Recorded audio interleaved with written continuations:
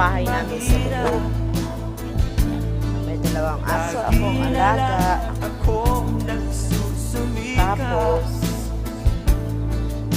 ito po yung kusina namin. Bagas na, bigbigat lagay. Wala akong pambili.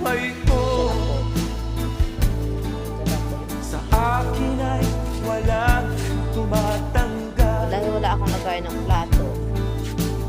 Babarang ang aking pinag-aralan. Pauban ng plato. Grade 1 lang ang inabot ko.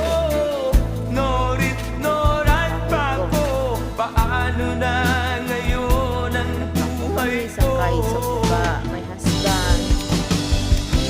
Isang kahig, isang tuka.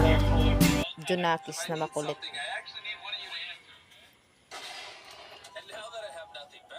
Yung aso ko, mas malaki pa sa akin. Mas malaki pa sa akin. Dito po, higaan namin. Higaan namin.